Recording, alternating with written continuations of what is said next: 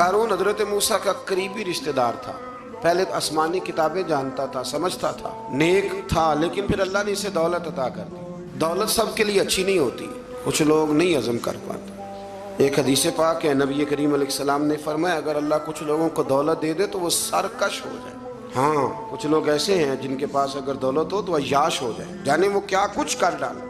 ہر ایک کے لیے اچھی نہیں ہوتی۔ قارون کو دولت مل گئی، اتنا بڑا خزانہ تھا اس کے پاس کہ قرآن کہتا ہے کہ ایک جماعت مل کے صرف خزانے کی چابیاں اٹھاتی تھی۔ یعنی یہ معاذ اللہ کوئی گپ نہیں، یہ قرآن مجید نے بیان فرمایا ہے۔ تو حضرت سیدنا موسیٰ علیہ السلام نے کہا زکوٰۃ دو۔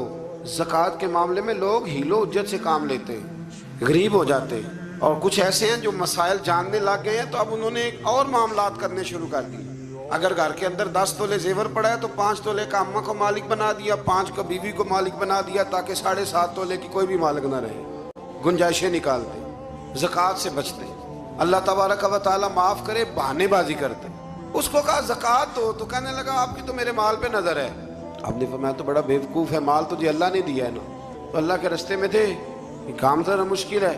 جب اس کو بار بار کہا تو اس نے نہ بجائے اس کے کہ وہ مال دیتا، اس نے حضرت موسیٰ پہ الزام لگا دیا، ایک عورت کو تیار کر کے لایا۔ یہ الزاموں والا کیس سنتے آ رہے ہیں آپ کہاں تک؟ حضرت یوسف پہ بھی لگا، جناب مریم پہ بھی لگا، حضرت سیدنا موسیٰ کلیم پہ بھی لگا، اور حضرت عیسیٰ پہ بھی سارے ہوئے نا الزامات۔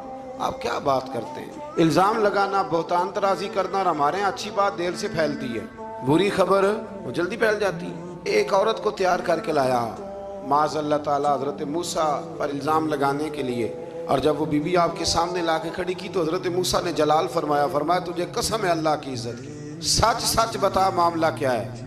تو وہ خاتون کانپنے لگی، کہنے لگی میں موسیٰ کلیم کے سامنے کیسے کھڑی ہو سکتی، مجھے تو اس نے پیسے دے کے تیار کیا۔ یہ جب کہا تو حضرت موسیٰ علیہ السلام رونے لگے کہ تو سارا کچھ کرتا پر میری سفید چادر پہ داغ تو نہ لگانے کی کوشش کر۔ آپ رونے لگے۔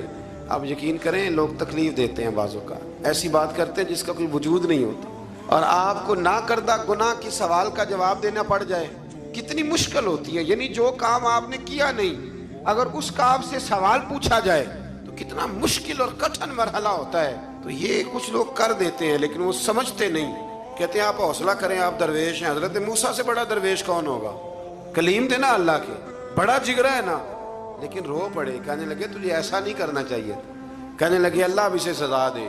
تو رب کریم نے اس کے سارے ساز و سامان سمیت اسے زمین میں دھنسا دیا، وہ زمین میں غرق ہو گیا اپنے خزانے سمیت۔